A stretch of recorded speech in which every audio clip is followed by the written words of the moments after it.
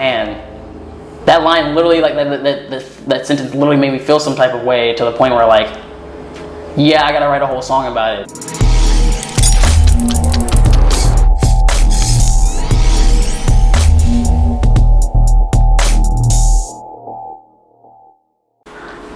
Takes us to Warp Drive. Cool. Like Warp Drive was probably one of my favorites to produce, honestly. Being obsessed with Mac Miller during this entire time of this like production, he was probably one of the top artists I was listening to, next to probably Saba, which would like kind of influenced a lot of the way I was rhyming. But I wanted to make a song that sounded kind of like Jet Fuel from Mac's Swimming record, and through that I kind of just was like, well, let me find the key of the song. The key's like G minor or something like that, and like I built the chords on top of it like how I like wanted, and like I played out like all of like the little like extra melodic stuff, counter melodies and everything. The one thing that pretty much that was one of the ones that like not a lot of like changed with the drum like actual pocket itself, but a lot of the drum sound stuff changed and like transitions and stuff. Originally I had sent the song to my homies Lexi and Corey of Day Trip. We collabed before on Set We Together on my Sorry Awkward tape, and I had pretty much only sent like Lexi sent her stuff back to me in like 30 minutes flat. Like it was like really fast. It was like her stuff was layered already and everything. Nice. Like doubles, ad-libs, the whole nine, and I was like, yo, let me get your stems whenever. But a huge issue that actually came upon when I was originally making that song, before I even got into issues with like the artistry, was originally the pre-chorus had me saying I don't know over top of it, just like a triple flow stutter, kind of like saying I don't know, because I did not know what I was going to put for the pre-chorus, but I knew that I'm like, okay, this is the flow I kind of want. There is an artist out in the DMV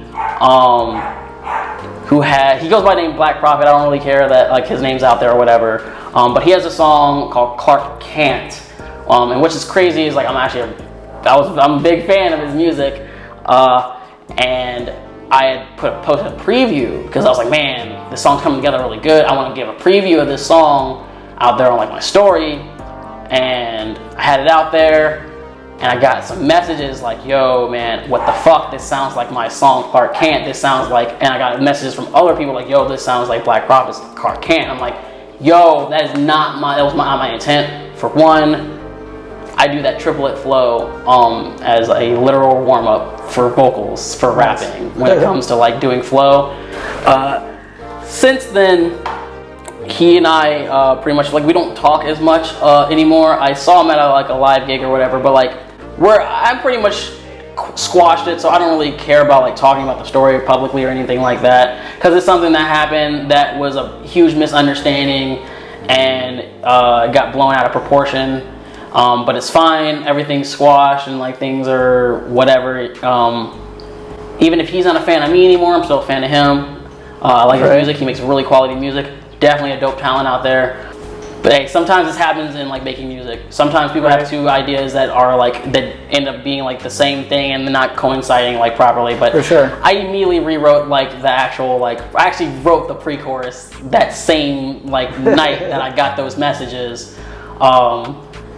And yeah, then I sent it back to Lexi. She was like, it'll take some time for me to learn the new ones. And we ended up restructuring it in general because Corey ended up not being able to come up with a verse. He was like, man, I just don't feel like I'm coming up with a strong one enough in time. Because like, man, Lexi like murdered it. Like, oh my goodness. Like when I got her verse back, I was like, yo, did I just get washed on my own song in 30 minutes? Like, that bothers me.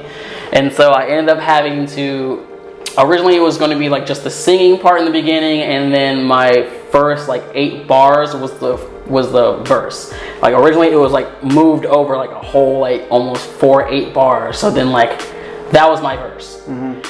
And because of Lexi's verse being so strong, I was like, man, I gotta like just move that to the front, write another extra 8 at the end. I moved her from 2nd to 3rd because after Corey dropped out, I recruited Bela Lugosi for the 2nd verse. And originally he was just like, I was already planning on moving him to the 2nd verse. I just hadn't done it in the like beat originally, and he had pretty much like, man, he was saying like, I'm too intimidated by this verse to like write this 3rd verse, bro. And I was like, I was planning on moving you anyways, but I get it. Right. So I changed the structure so it was easier on him to have a mindset of writing. Like, okay, I'm the 2nd verse now. Okay, I got what I'm gonna say. And it took him a while to do that, and I literally had to hype him up so hard in the session because he was like nervous. He hadn't recorded in a while, and he was like, man, I just feel like my verse ain't really like that good. It's not polished. I'm like, dude, let me read your verse. Read it, and I was like, dude, this is fine. Just rap it, bro. And like from that, I literally had quite a few people, like specifically one of my homies, like hit me up, was like, yo, those beginning bars of that 2nd verse, man, that literally stuck with me hard. And like since then, Bela was like, really? I was like, dude, I told you was fine, man. Told you your verse was fine. And yeah, so that one was like a real fun one to come out. And specifically the album version having the part 2 at the end. So what's cool is the original track is just in 120. It is literally the radio single like song that I like made. The BPM's 120. It's in a really accessible like key signature, and the single was like 3 minutes and 30 seconds. And I wanted to actually just like straight tempo change on them with the same exact structure, and then just change the Wurlitzer from like being like more piano to a straight like underwater kind of sound.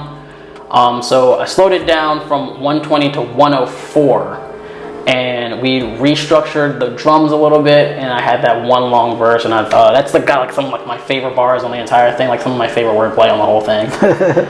It's like all up in that one verse. And like I originally was already going to plan to do that because I wanted to make, that was the original part 2 song that I was going to make, because of pretty much Mac Miller having Self-Care being a pretty much part 2 song with Oblivion at the end of it, having that like cool switch that's still in the same key.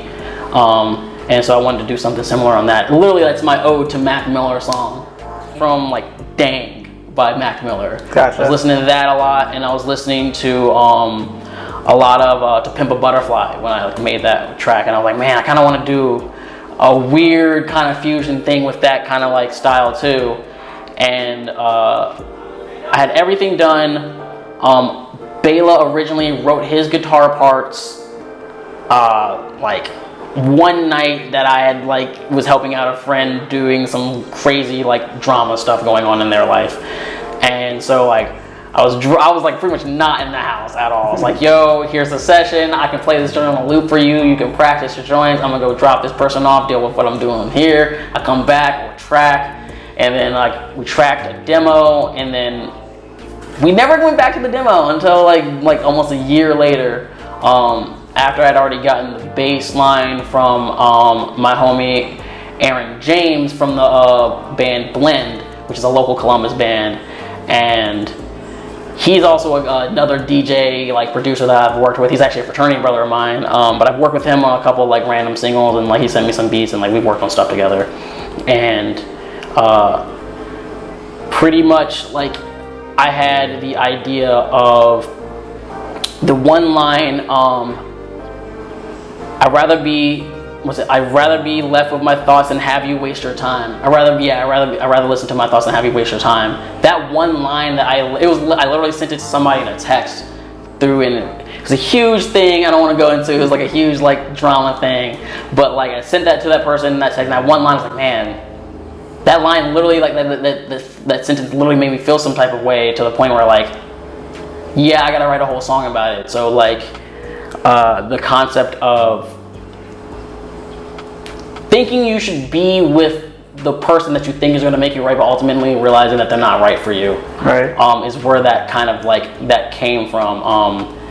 And I guess the title Shadows came from Childish Gambino's Shadows, because like I also was like thinking about that song a lot when I like wrote that. which is why the song is just like layered the way it is. Honestly, with all like with the passages over top of the rapping passages, over top of like the monotone melodic passages. Then I have like the heavy auto-tune singing. Then I have like the not heavy auto-tune singing. And then I have a spoken word piece at the end over top of the chorus. And it's like the way I like structured it together was like I wanted to make a ballad. Cause there are no hip hop ballads. That's not a thing. So I was like, I want to do that. No one does this. Ballads aren't really like a thing that you hear in music too often. R&B doesn't do that much anymore. The times you hear ballads are probably like more indie bands and kind of thing. So I was like, I want to see if I can bring this kind of like style to like hip hop and like try and like do it in my own kind of way. But yeah, that was during like a pretty emotional time of mine, which is really cool how like Jade Rose's Pokemon Emerald and Shadows all go into each other the way they do, even though Shadows is not even in the same key. I think it's actually in like D minor or something like that. Gotcha. Would you have made the same project without Mac Miller? It sounds like he was quite the influence. What's funny is I think the project would still sound similar to how it did, but I think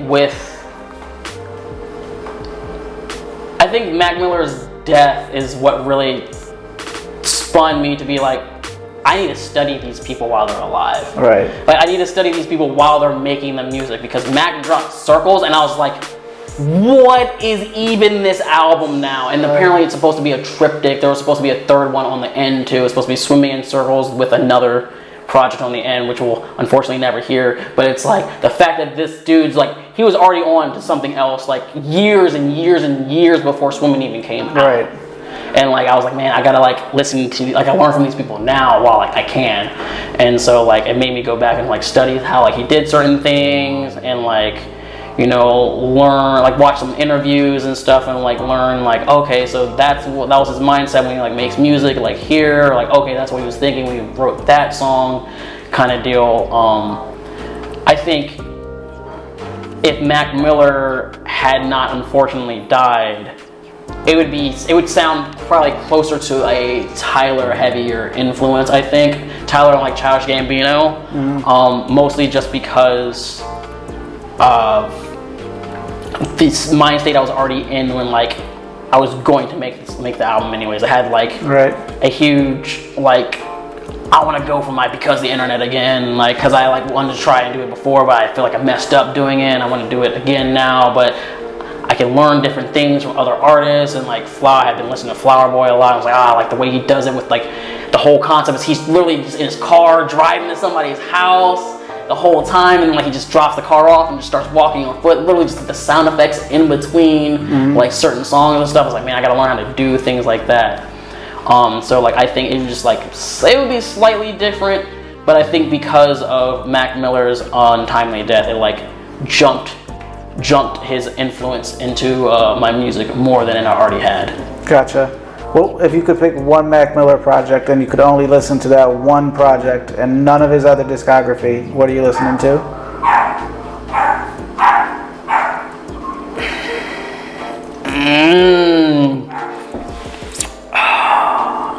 That face there is how you know you asked the right question. Yeah, oh man.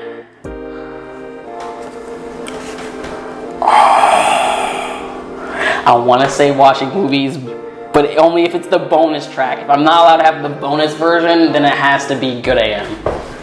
I think that's what it is. I think that's fair. I was in my head, I was going movies or trying to decide something of like the very early years. Yeah, because like for me, or actually to make this even harder, did you include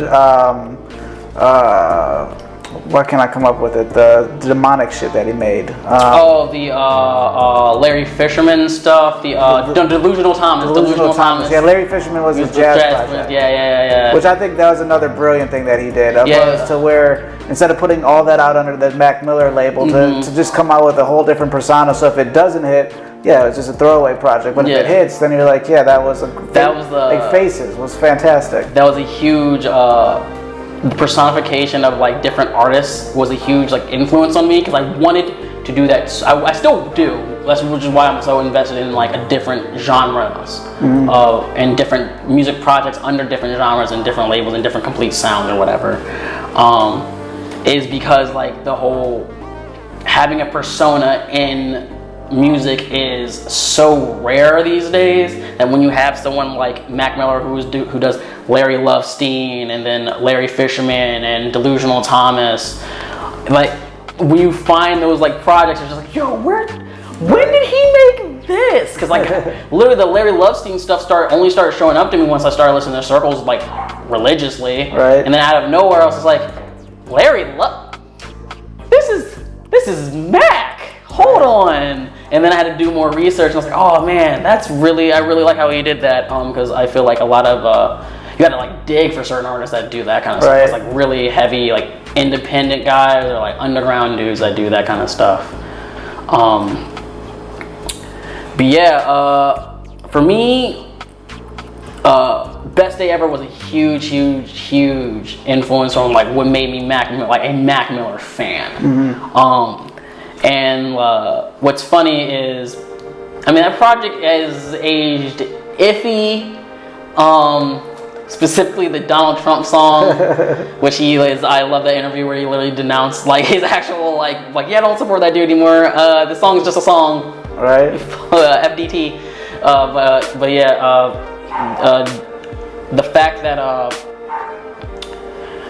he had like that progression from like just the happy kid to the more emotional stuff was like a huge play on like how I do music too. That makes sense. I see that for sure.